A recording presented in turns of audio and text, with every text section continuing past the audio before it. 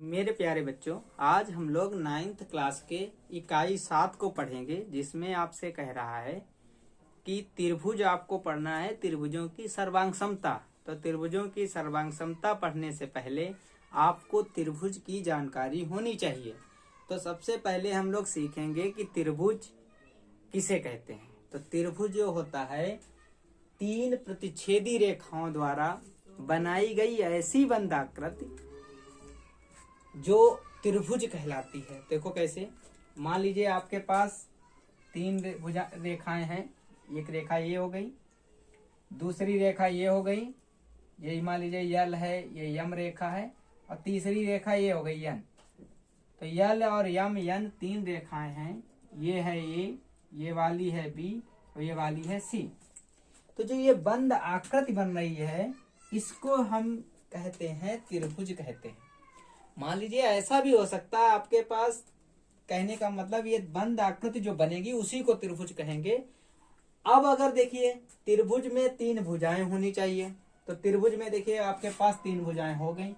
एक हो गई ए बी, दूसरी हो गई आपके पास बी सी, और तीसरी आपके पास हो गई ए सी।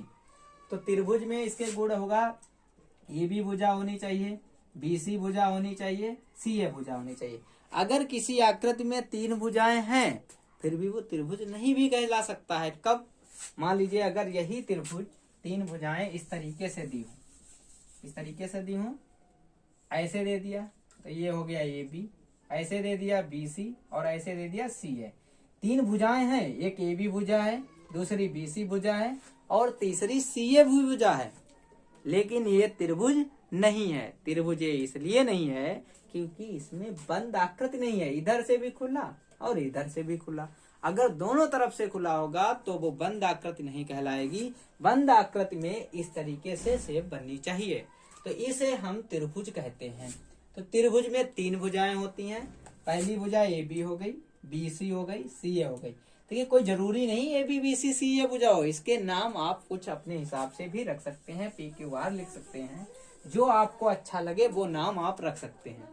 त्रिभुज में जो होती हैं 3 कोण होते हैं। तो पहला कोण देखो ये हो गया, कामा। दूसरा कोण इसमें देखिए बी हो गया, तीसरा कोण इसमें सी हो गया। इसी तरीके से त्रिभुज में 3 शीर्ष होते हैं। तो 3 शीर्ष कौन कौन से होते हैं? ए कामा बी कामा शीर्ष। शीर्ष का मतलब कोने। तो ये देखिए ए बी सी जो हैं इसके शीर्ष कहलाएंगे। कोण भी इसके ए बी सी कहलाएंगे। अब एक बात और ध्यान रखिएगा, जिस कोण की बात करेंगे उस कोण को बीच में उसका नाम आना चाहिए। हमेशा कोण को लिखने के लिए, जैसे ए कोण की बात करें और इसे ए केवल ए में ना लिखना चाहें, तो हम लोग क्या लिखा करेंगे कि बी ए सी लिख सकते हैं। देखिए, जिस कोण की बात की जाएगी उस कोण को हम लोग क्या करेंगे, बीच में रखा करेंगे। दूसरा ये हो गया बी ए सी। इसी को हम लोग क्या लिख सकते हैं, बी ए सी भी लिख सकते हैं। अगर हम सी वाले कोण को लिखना चाहें तो ए सी भी लिख सकते हैं, और अगर बी वाले को लिखना चाहें तो सी बी ए भी लिख सकते हैं। तो इस तरीके से हम इन कोणों को लिख सकते हैं। तो ये आपके A B C B C ए कोण हो जाएंगे। ये त्रिभुज के 3 शीर्ष होते हैं, और तीनों शीर्षों को हम लोगों ने इसे लिख लिया। अब इसके बाद हमको पढ़नी है त्रिभुजों की सर्वांग समता। तो आखिर त्रिभुजों की सर्वांग समता किसे कहते हैं, आइए देखते हैं। त्रिभुजों की सर्वांग समता समझने से पहले आपको उससे पहले सर्वांगसम शब्द का अर्थ समझना पड़ेगा। तो पहले हम लोग आइए समझते हैं सर्वांगसम का मतलब क्या है। सर्वांगसम उन वस्तुओं को कहते हैं या ऐसी आकृतियों को कहते हैं जिनके समान आकार, मतलब उनका आकार समान होना चाहिए और उनकी समान माप भी होनी चाहिए। मतलब आकार समान होना चाहिए, साथ साथ में अगर हम माप करें उसकी, तो वो भी बिल्कुल ठीक वैसी ही आनी चाहिए जो दोनों की युगल है। उसको हम सर्वांगसम कहलाते हैं, सर्वांगसम कहते हैं। जैसे एक ही कंपनी की 2 कॉपियां, तो उनके आकार सेम होंगे। तो देखिए आपको दिखाते हैं। मान लीजिए ये एक ही कंपनी की दो कापियां हैं राजधानी की। तो राजधानी की जब दो कापियां हैं तो इसमें इसका भी साइज और इसका भी साइज दोनों एक ही साइज की हैं और दोनों का आकार भी एक ही बराबर है। अगर इन्हें मापेंगे तो दोनों एक ही साइज की निकलेंगी और उनका आकार माप दोनों एक ही साइज के होंगे। तो ये सर्वांगसम है। ये वाली कॉपी इस वाली कॉपी के सर्वांगसम है। इसी तरीके से अगर कोई बैंक द्वारा एटीएम कार्ड जारी किए जाएं और एक ही बैंक के दोनों कार्ड हों, तो एक ही बैंक के अगर दो कार्ड होंगे तो वो भी सर्वांगसम कहलाएंगे। देखिए उनका साइज और आकार दोनों कैसे होंगे, बराबर ही तो हैं। तो ये भी बैंक ऑफ बड़ौदा का एटीएम कार्ड है और ये भी बैंक ऑफ बड़ौदा का एटीएम कार्ड है। तो एक ही बैंक ने जारी किया है तो इनका दोनों का साइज जो है वो इक्वल है। तो इसे हम सर्वांगसम कहेंगे। ये वाला कार्ड इस वाले कार्ड के सर्वांगसम है। अब आप समझ गए होंगे। इसी तरीके से अगर कोई दो जोड़ियां हैं जिनका साइज इक्वल है तो वो भी आपकी क्या कहलाएंगी, सर्वांगसम कहलाएंगी। देखिए ये जो दो जोड़ियां हैं इन्हें अगर हम एक दूसरे के ऊपर रखेंगे तो ये साइज कवर भी कर लेंगी। तो अगर सर्वांगसम होंगे तो वो एक दूसरे को कवर भी कर लेते हैं। तो इससे भी पता लगा सकते हैं वो सर्वांगसम है। इसके अलावा जैसे ये मार्कर है हमारे पास दो, तो ये मार्कर भी एक दूसरे के सर्वांगसम है। इनकी साइज और इनकी माप दोनों की बराबर है तो वो सर्वांगसम कहलाते हैं। तो इस तरीके से हम लोगों ने सर्वांगसम समझ लिया। लेकिन हमको पढ़ना है त्रिभुजों को सर्वांगसम। तो सर्वांगसमता का मतलब ये है कि त्रिभुज भी ऐसा होना चाहिए कि अगर उसे उठाएं और दूसरे के ऊपर रख दें बिल्कुल वो साइज को कवर कर लेगा तो हम समझा करेंगे कि ये त्रिभुज सर्वांगसम है। तो त्रिभुज को सर्वांगसम प्रूव करने के लिए उनके कुछ नियम हैं। तो आइए एक एक नियम को पढ़ते हैं, किस तरीके से हम उसको आइडेंटिफाई करेंगे कि किस रूल के अकॉर्डिंग ये त्रिभुज सर्वांगसम होगा। अब देखिए आइए हम समझते हैं त्रिभुजों की सर्वांगसमता क्या कहता है। तो मान लीजिए हमारे पास दो त्रिभुज हैं, एक है PQR और दूसरा त्रिभुज आपके पास है ABC। ये दोनों त्रिभुज एक दूसरे के मान लेते हैं सर्वांगसम है। अगर ये सर्वांगसम है तो कहने का मतलब सर्वांगसम का साइन ये होता है कि पहले आप बराबर का चिन्ह लगाइए, ऊपर ये लगभग का निशान लगाइए, यस बनाइए। तो इसको हम सर्वांगसम का चिन्ह बोलते हैं। तो अगर ऐसा लिखा होगा त्रिभुज PQR सर्वांगसम है त्रिभुज ABC के, तो कहने का मतलब इस त्रिभुज को अगर इस पर उठाएं तो ये PQ भुजा जो है वो AB भुजा को ढकना चाहिए। मतलब ऐसे इसे उठाया गया और इस पर अगर रख दें तो PQ भुजा AB को पूरी ढक लेनी चाहिए। इसी तरीके से भुजा QR जो है ये वाली भुजा किसको ढकना चाहिए, इस BC भुजा को क्या कर लेना चाहिए, ढक लेना चाहिए। भुजा BC को ढकती है।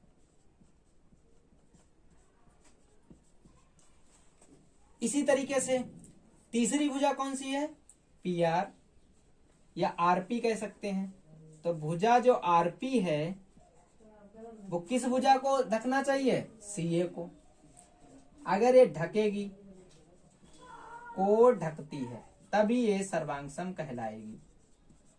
या ऐसा भी कह सकते हैं कोण P से देखेंगे अगर तो P कोण A को ढकता है।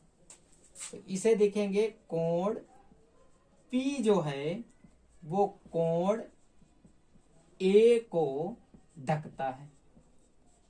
या तो ये भुजाएं ढकनी चाहिए या तो कोण ढकना चाहिए। इसी तरीके से कोण Q किसको ढकना चाहिए, B को ढकना चाहिए। तो इधर लिखेंगे कोण Q कोण B को ढकता है।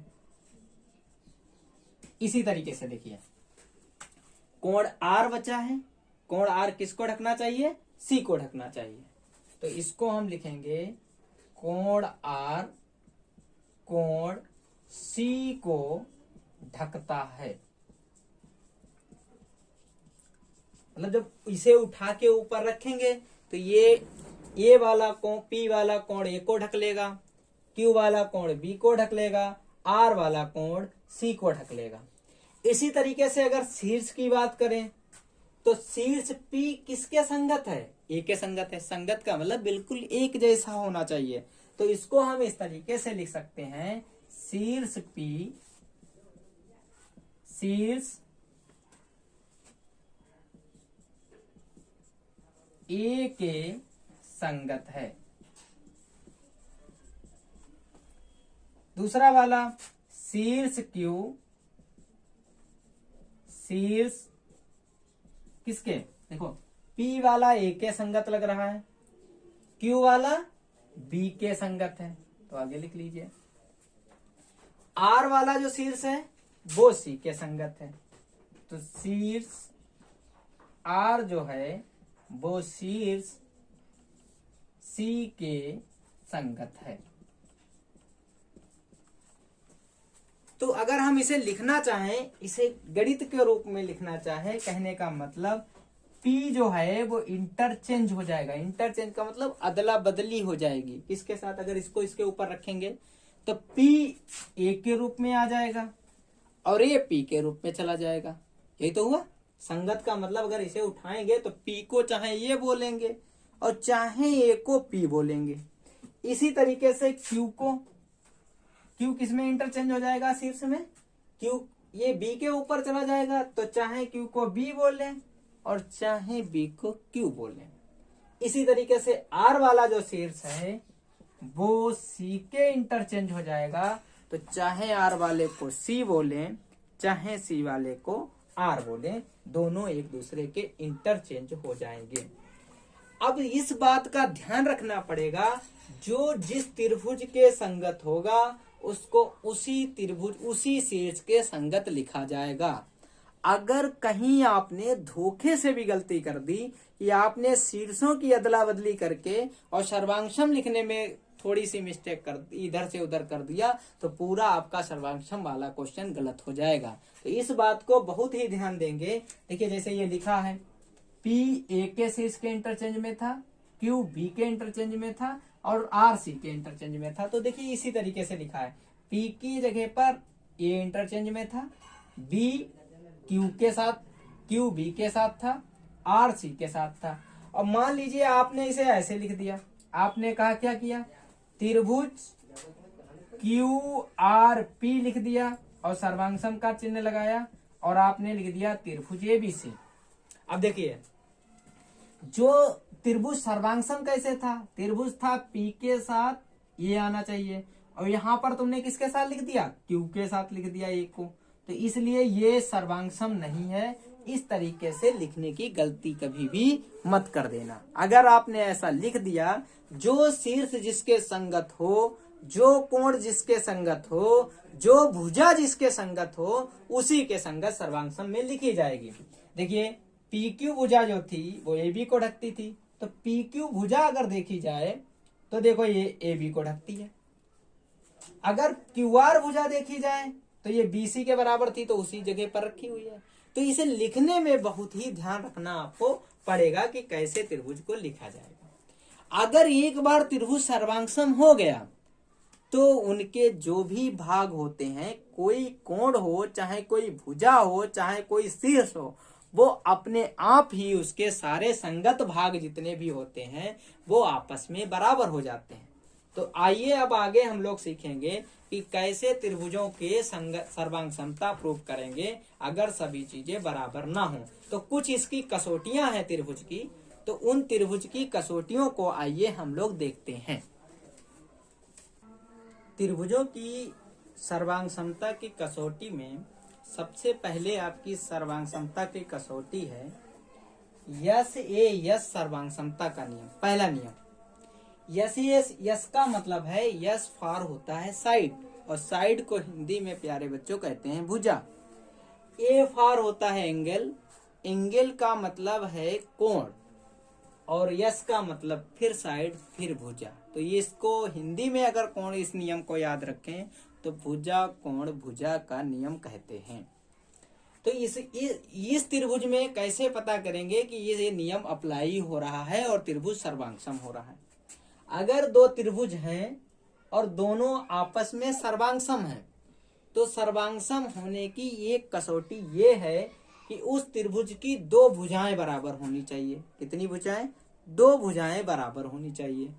और दो भुजाओं के साथ साथ में उनके अंतर्गत जो बीच में जो उनके दोनों भुजाओं के जो बराबर भुजाएं हैं, उनके दोनों के बीच में उनका कोण भी बराबर होना चाहिए, तब वो त्रिभुज आपका यस नियम का पालन करेगा। तो कहने का मतलब यहाँ पर अगर इस त्रिभुज में देखें जो हमने बना रखे हैं त्रिभुज, तो ऐसे ही ये रूप बदल बदल के आएंगे। आपको ये पता करना पड़ेगा केवल पूरी एक्सरसाइज में 9th की कि कौन सा रूल इसमें लग रहा है। तो ये पहला प्रश्न है, इसमें देखिए दो भुजाएं बराबर हैं। कौन कौन सी? देखो इस वाले त्रिभुज की AB भुजा और इस वाले त्रिभुज की PQ भुजा। तो मतलब इसकी ये वाली भुजा ABC त्रिभुज की AB भुजा और PQR त्रिभुज की PQ भुजा एक दूसरे के बराबर है। इसी तरीके से त्रिभुज ABC की BC भुजा और त्रिभुज PQR की QR भुजा आपस में बराबर है। ये दो भुजाएं आपस में बराबर हैं और इन्हीं दो भुजाओं के मिड में मध्य में जो कोण दे रखा है वो भी आपस में बराबर है। इस कोण का नाम इस कोण का नाम होगा ABC। बीच में कोण आना चाहिए, चाहे CBA कह दीजिए तब भी बात वही है, चाहे ABC कर दीजिए, लेकिन B को किनारे नहीं रखना है आपको। इसी तरीके से इसमें अगर देखा जाए तो PQR है, तो ये कोण भी बराबर है। तो देखो ये भुजा भुजा मतलब साइड इसकी इक्वल, ये भी साइड इक्वल, ये एंगल इक्वल। तो अगर इसे लिखना चाहेंगे तो हम लोग लिख देंगे त्रिभुज ABC जो है वो त्रिभुज PQR के सर्वांगसम है। कोई पूछेगा किस नियम से, तो यस सर्वांग समता नियम से हुआ।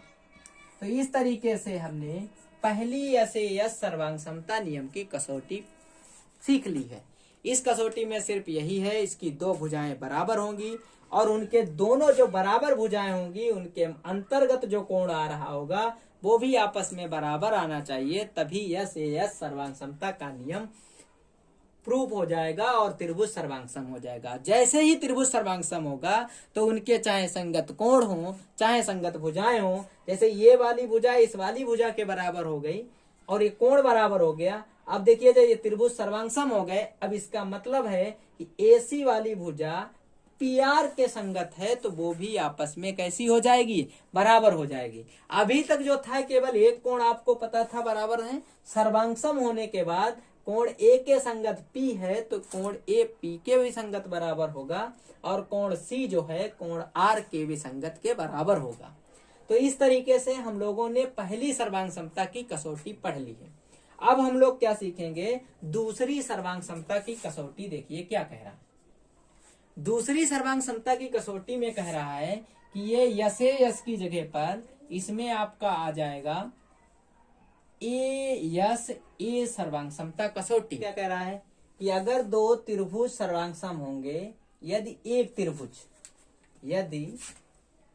त्रिभुज के दो कोण, ये एक त्रिभुज है इसके दो कोण और उन दो कोणों के उन्हीं के अंतर्गत जो भुजा होगी वो दूसरे त्रिभुज के दो कोण और उन्हीं के अंतर्गत जो भुजा होगी उसके अगर इक्वल बराबर होगी तो ए सर्वांग समता का नियम प्रूफ हो जाएगा।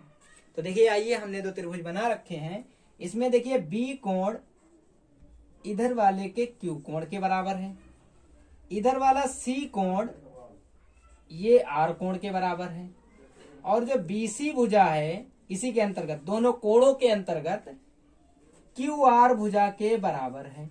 कहने का मतलब जो त्रिभुज ABC है वो सर्वांगसम है त्रिभुज PQR के।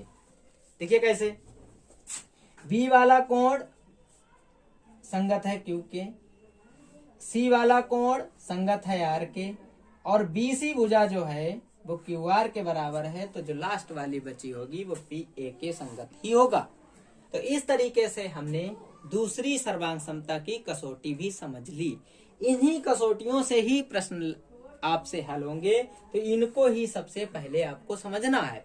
फिर से एक बार समझिए, ए सर्वांग समता क्या कह रहा है कि अगर किसी भी त्रिभुज के दो कोण बराबर हों और उनकी अंतर्गत जो भुजा है वो किसी दूसरे त्रिभुज के दो कोण और उनके अंतर्गत भुजा के बराबर होगी, तो वो ए सर्वांग समता नियम को पालन करेगी और ये सर्वांग सम कहलाएगी।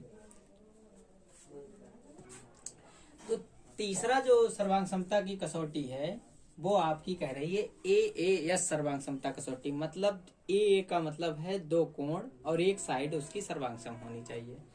तो दो त्रिभुज अगर सर्वांग सम होते हैं तो इन दोनों त्रिभुजों के दोनों कोणों के युग्म बराबर होने चाहिए, और कोई भी अगर एक संगत भुजाओं का युग्म ऐसा बराबर हो जाए तो वो सर्वांग सम कहलाएगा। मान लीजिए ये संगत कोण है पी के और बी संगत कोण है क्यू के। देखिए जो पीछे वाला नियम पढ़ा था उसमें आपसे कह रहा था कि उसमें दो कोण थे ए, उसमें साइड में मिड में साइड आ रही थी आपकी साइड। इसमें साइड कोई भी हो सकती है, कोई लेकिन संगत होनी चाहिए। तो कहने का मतलब ये है ये कोण है, अगर पिछला वाला नियम अप्लाई होता तो ये वाली भुजा बराबर होती। अगर मान लो ये भुजा बराबर नहीं है लेकिन ये दो कोण बराबर हैं, संगत हैं, कोण ए संगत है कोण पी के, कोण बी संगत है कोण क्यू के, और इसमें ये वाली एसी भुजा जो है वो पी आर के बराबर हो रही है, तब भी इस कसौटी से त्रिभुज ए बी सी सर्वांग सम हो जाएंगे त्रिभुज पी क्यू आर से। किस कसौटी से? ये ए एस सर्वांग समता कसौटी से इक्वल हो जाएंगे, नियम से सर्वांग सम हो जाएंगे। देखिए अगर दूसरा वाला रूल लगता तो इसके दोनों कोणों के मिड वाली भुजा होती बराबर, लेकिन इसमें मिड वाली भुजा नहीं बराबर है, इसमें आपकी भुजा संगत हो रही है ये वाली। तो इनमें से कोई भी लेकिन संगत भुजा है तो इसलिए ये आपस में बराबर है, तो ये एक कसौटी आपकी सर्वांग समता की प्रूफ हो गई। तो आइए अब हम लोग चौथी सर्वांग समता की कसौटी को सिद्ध करते हैं। तो चौथा सर्वांग समता का नियम आपका कह रहा है कि यस सर्वांग समता का नियम, यस का मतलब भुजा भुजा भुजा, सर्वांग समता का नियम। अगर कोई त्रिभुज है उनकी तीनों भुजाएं, एक त्रिभुज की दूसरे त्रिभुज की तीनों भुजाएं आपस में बराबर हो जाएं तो वो यस सर्वांग समता के नियम का पालन करेगा। तो देखिए हमने त्रिभुज बना रखे हैं, तो इसकी ए बी भुजा जो है वो पी क्यू के बराबर है, बीसी भुजा जो है वो क्यू आर के बराबर है, और एसी भुजा जो है वो पी आर के बराबर है। तो ये सर्वांग सम है, मतलब ये तीनों भुजाएं बराबर हो गई, इसलिए हम इसे कह सकते हैं ए बी सी त्रिभुज पी क्यू आर के सर्वांग सम है। ये यस सर्वांग समता नियम का पालन करता है। अब लास्ट बचा है, लास्ट कसौटी बची है वो पांचवी है, वो आपकी कसौटी कह रही है आर एच यस सर्वांग समता नियम। आर एच यस सर्वांग समता कसौटी या सर्वांग समता नियम। तो ये पांचवी कसौटी आपकी कह रही है कि राइट हैंड हाइपोटेनियस साइड सर्वांग समता नियम, आर एच एस सर्वांग समता नियम इसे बोलते हैं। इसमें जो आपके हैं दो समकोण त्रिभुज होने चाहिए, और दो समकोण त्रिभुजों में त्रिभुज का जो कर्ण हो और उसकी एक भुजा हो वो दूसरे त्रिभुज के कर्ण और उसकी दूसरी भुजा की जो हो वो आपस में इक्वल अगर होते हैं, बराबर होते हैं, तो त्रिभुज सर्वांग सम कहलाते हैं। तो इसे आर का मतलब आप समझिएगा, आर कहते हैं राइट एंगल को। राइट एंगल को हिंदी में बोलते हैं समकोण, और यच को कहते हैं हाइपोटेनियस, यच को कहते हैं हाइपोटेनियस। तो इसे कहते हैं हिंदी में कर्ण, और यस को कहते हैं साइड, हिंदी में कहेंगे भुजा। अगर दोनों त्रिभुजों में देखेंगे कि अगर उनके कर्ण, इसका कर्ण इसके कर्ण के बराबर है, भुजा इसकी भुजा के बराबर है, और साइड इसकी साइड के बराबर, एक राइट एंगल जो है 90 डिग्री का, तो राइट एंगल त्रिभुज का बराबर है, तो ये राइट हैंड सर्वांग समता के नियम से त्रिभुज ए बी सी जो है वो सर्वांगसम हो जाएगा त्रिभुज पी क्यू आर के। तो इस तरीके से हमने यहाँ पर त्रिभुज की पांचों सर्वांग समता कसौटियों को हम लोगों ने क्या किया है, सीख लिया है। इन्हीं कसौटियों का प्रयोग करते हुए हम एक अध्याय 7 को कंप्लीट करेंगे। तो इसे बड़े ध्यान से अपनी नोटबुक पर नोट करें और इनको समझें भी किस तरीके से आपको समझाया गया है। अगर आपको इन कसौटियों के बारे में नहीं पता होगा तो आप प्रश्न को समझना आपके लिए बहुत ही कठिन होगा। तो पहले आप इन्हें नोट करें।